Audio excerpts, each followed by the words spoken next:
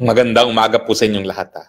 Medyo maaga po ngayon ang ating spokes hour kasi maya-maya meron po akong appointment sa dentista, no? At hindi natin magagawa ang spokes hour doon sa nakaugalian nating oras na 12:00 dito sa daig, mga 6:00 diyan sa Pilipinas. Pero sabi ko mabuting mas maaga kaysa hindi tayo makaroon ng spokes hour.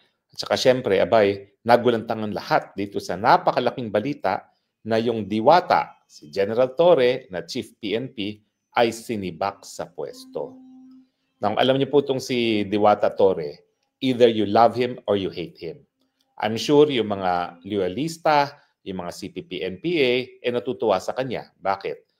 Siyempre, siya yung nagpa-aresto kay Kibuloy na umabot pa sa punto na linusob niya ng mga libu-libong mga kapulisan ang KOJC compound at hinukay pa ang grounds ng KOJC dahil sinasabi niya nagtatago daw sa isang underground bunker itong si Pastor Kibuloy. Siyempre naman, napatunayan na hindi naman siya nagtatago sa underground bunker nang sumuko si Pastor Kibuloy, hindi naman siya nanggaling doon sa KOJC compound sa Davao, yung tabi ng airport. Pero pinakita niya yung kanyang katapatan sa appointing power niya na si Marcos Jr. na siya talagang gustong maaresto itong Kibuloy, maski alam naman natin na kaduda-duda yung mga binabatong mga paratang sa kanya, dahil yung mga tao naman nagtestigo, alam natin na merong mga motibo para magsinungaling labang kay Pastor Kibuloy. Pero siyempre, to be fair to Torre, siya naman ay tumutupad lang ng utusan ng hukuman. Kaya lang ang tanong, tama ba yung ginawa niya na pagpapa-aresto, yung pag-execute ng warrant of arrest, talagang linusob niya yung compound ng KOJC. Dahil ang nakasaad lang sa ating rules of court, po pwede kang kumatok at kung ikaw ay hindi papasukin, tsaka mo lang po pwedeng buksan ng sapilitan yung pintuan, at dapat nakita ng police officer na nandun nga yung tao na dapat arestuhin. Pero ang ginawa ni Torre, wala siyang pakialam. Linusob niya yung KOJC compound, nagdala ng mga maghuhukay, at sinabi niya na doon sa kanilang mga equipment na nakaka-detect ng heartbeat, nasa underground location itong Pastor Kibuloy na hindi nga napatunayan. So sa marami, si Torre talagang pinalakpakan ng mga loyalista, ng mga dilawan at mga CPP-NPA dahil talagang feel niya yung pagpapatupad doon sa pagpapaaresto sa kalaban ng mga Duterte. Siyempre sa mga Duterte at yung mga tunay na nagbibigay ng importansya sa karapatang pantao, OA naman ang ginawa ni General Torre, dahil hindi naman kinakailangan yung paggamit ng ganyang karaming puwersa para lamang maaresto itong si Pastor Kibuloy.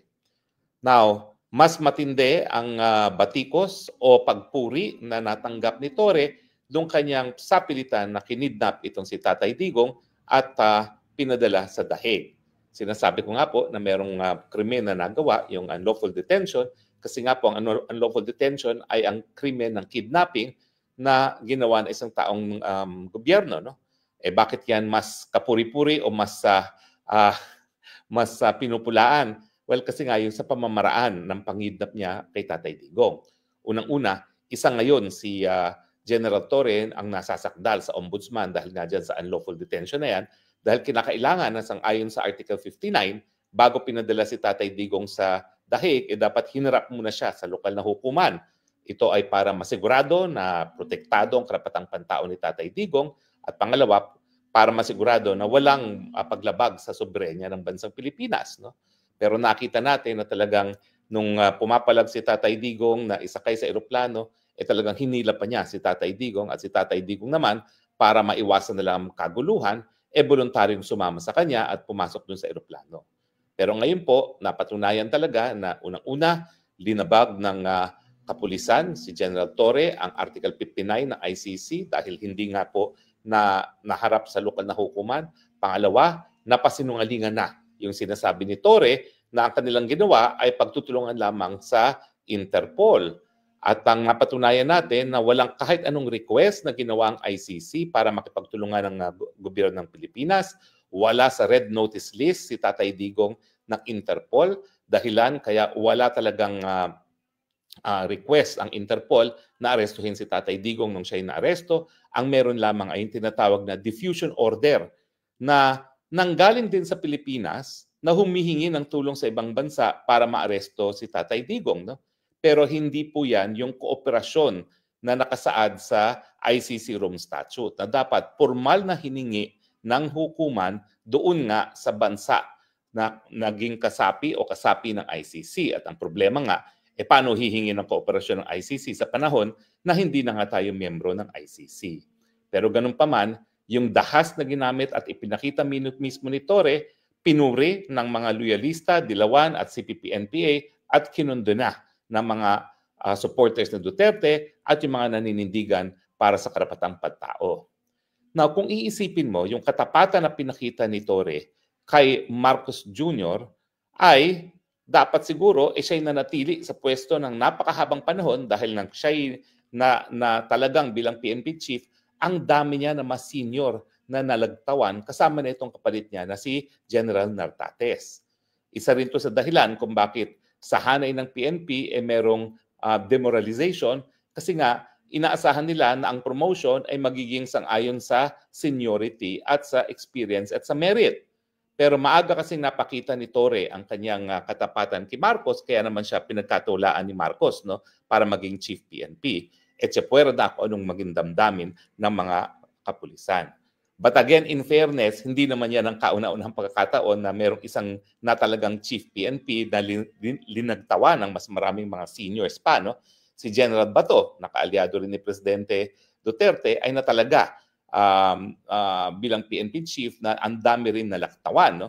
So talaga namang appointment ng PNP chief, yan ay discretion ng Presidente. Kaya nga lang, nagre-resulta o nagbubuo ng resentment sa hanay ng PNP dahil kapag meron kang nalagtawan, siyempre, meron kang mga nasaktan na damdamin ng mga senior officers din dahil ang mga nalagtawan nga, mas senior pa dun sa natalaga. Ganun pa man, sinibak sa pwesto si General Torre.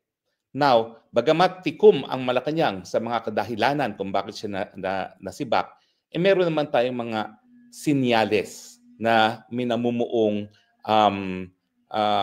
krisis sa PNP. Unang-una kasi, itong si General Nartates ay senior, respected, PMA graduate. Now, itong si General Torre, siya ang kauna-unahang graduate ng PNPA, yung Philippine National Police Academy, na talagang chief PNP. Pero itong si General Nartates ay kabahagi ng batch 92 ng PMA na kung hindi ako nagkakamali, ito na ang huling batch ng PMA na po pwedeng sumali sa PNP. Ibig sabihin, pagkatapos ng batch ni General Nartates, lahat na ng mga magiging general ay graduate na ng PNPA dahil nagkaroon nga ng punto na ginawa nilang civilian talaga ang kapulisan at dapat ang lahat ng mga papasok sa PNP ay mag-graduate sa PNPA. Pero hindi lang siya senior at hindi lang siya taga-PMA, itong si General Nartates. Si General Nartates hinahangaan din sa hanay ng kapulisan. Now, ang pagkakaalam ko, siya ay dating na-assign na bilang chief ng provincial PNP chief sa Ilocos Norte ng panahon ni Madam Manang Amy Marcos. No? At yan ang dahilan kung bakit sa tingin ng marami, hindi siya na talagang mas maaga bilang isang PNP chief dahil siya ay malapit nga kay Amy Marcos. Pero bukod sa pagiging hepe ng Ilocos Norte PNP, siya rin ay natalaga bilang hepe ng PNP dyan sa Calabarzon. No? Regional director siya sa Calabarzon na isa sa talagang pinakamatinding promotion sa PNP bago siya na talaga na hepe ng NCRPO. Now, dito sa NCRPO, siya talaga hinangaan dahil nagkaroon siya ng programa sa mga barangay kung saan pinalawak niya yung police visibility na dyan sa mga barangay ng Metro Manila na nagresulta naman sa 100% decrease in criminality. Ang huling posisyon niya sa PNP ay yung kinukonsidera na number 2 na pwesto sa PNP at yan nga yung magiging yung Deputy Director General for Administrative Affairs. No? So yan talaga ang kinikilala na second highest post sa PNP. Anong nangyari na sa tingin ko ay naging dahilan kung bakit nasibak itong si Diwata? Well, gustong magtalaga ng sarili niyang tao itong si Diwata. At ang ginawa niya ay nag-appoint siya ng ibang tao, tinanggal niya sa pwesto si Nartates at nagtalaga siya ng sariling tao na nabaliwala naman ng NAPOLCOM. Now, sa batas na bumuo ng NAPOLCOM kasi, bagamat ang Chief PNP ay merong recommendatory powers, hindi talaga siya appointing power. Siyempre, ang presidente pa rin ang appointing power dyan upon recommendation of the NAPOLCOM. So doon nagkamali si Diwata. Siguro dahil sa katapatan na pinakita niya kay Marcos Jr. at nakita niyo naman yung kanyang video diyan sa Cagayan, no, na siya'y parating sa isang function, abay daig pang presidente sa dami ng escorts ang dumating, no? So ibig sabihin, pumasok sa ulo nitong si Diwata na yung kanyang katapatan parang magiging garantiya na siya ay untouchable ng Malacanang. Ay, diyan siya nagkamali kasi pumalag itong si John Vic Remulla, si Secretary John Vic Remulla ng DILG. Now, alam kong kontrapartido natin si John Vic Remulla pero wala namang magkakaila na talaga namang proven and tested naman ang leadership skills nitong si Secretary John Vic Remulla, no? Bilang isang dating gobernador, vice governor ng probinsya ng Cavite na isa sa pinaka-progresibong probinsya ng Pilipinas, no?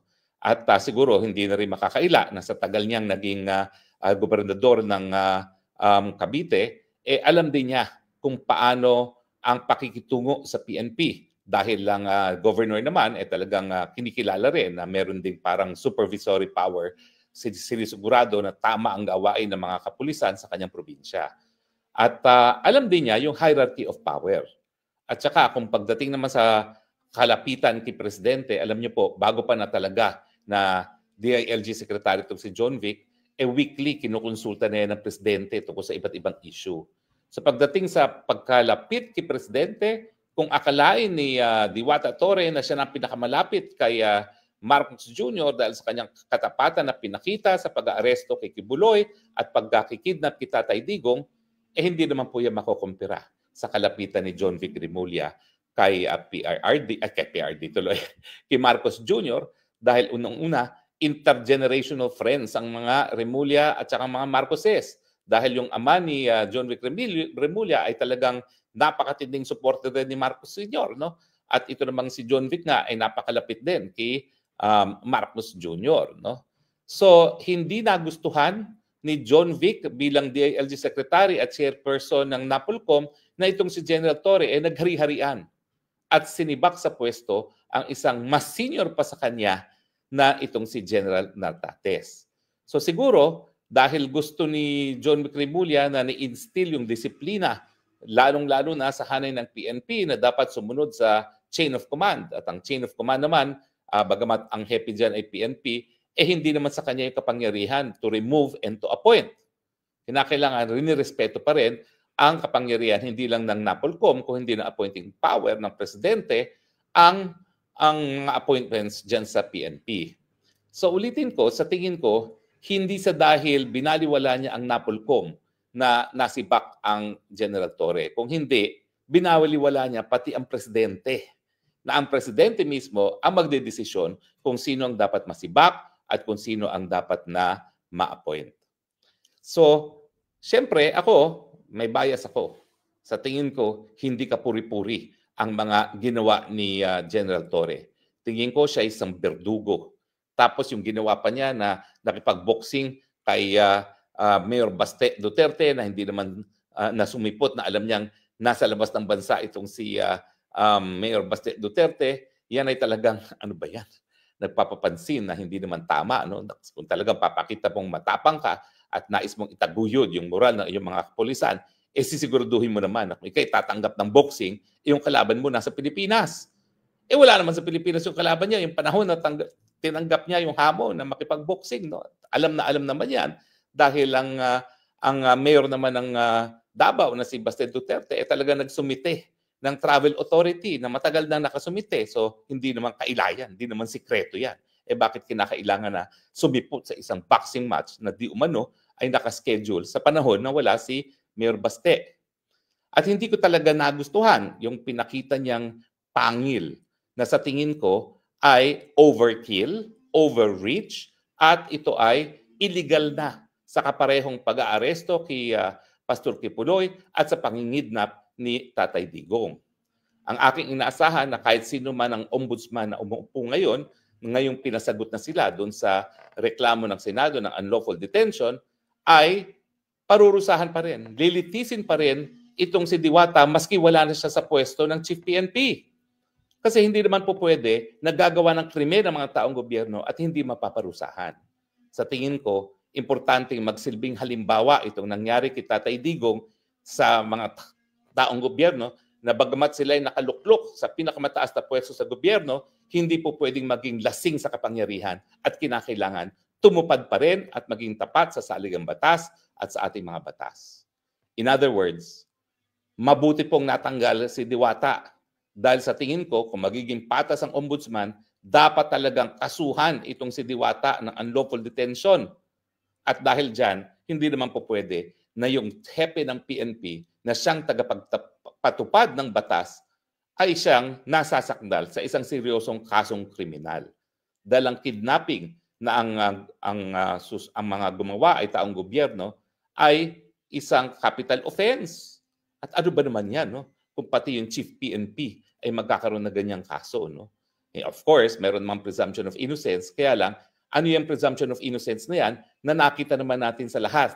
Lahat tayo nakita natin sa ating telebisyon kung ano naging asta nitong si Diwata nung siya po ay nag-aresto kay Tatay Digong.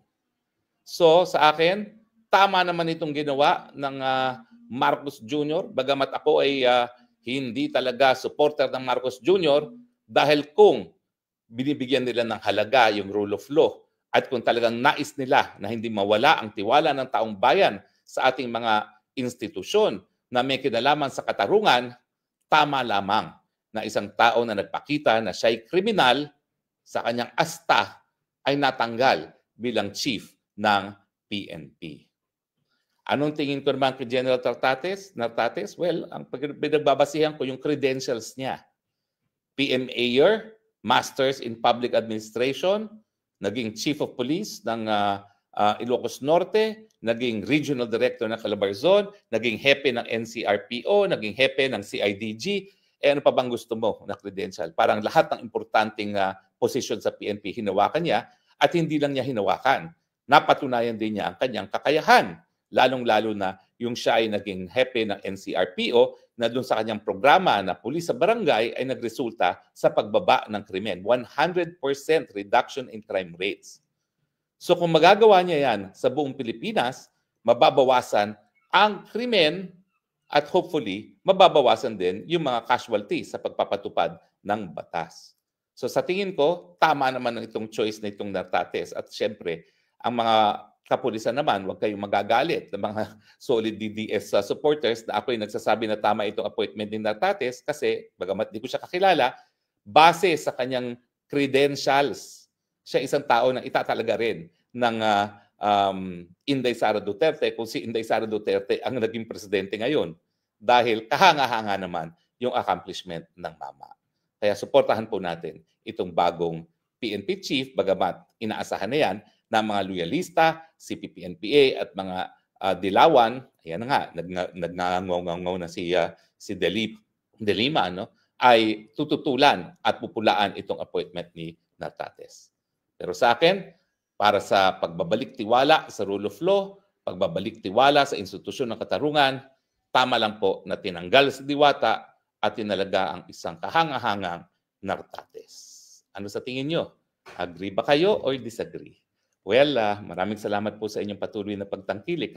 Ang dami po nating live views, halos sa 3,000 ngayon. Parang mas gusto nyo palang mas maaga ang aking Spokes Hour. No? Kasi pag alas 6, mas kakaunti po yung ating live. No? Nagwa 1,000 lang tayo. Pero maraming salamat po talaga sa inyong pagtangkulog. No? Well,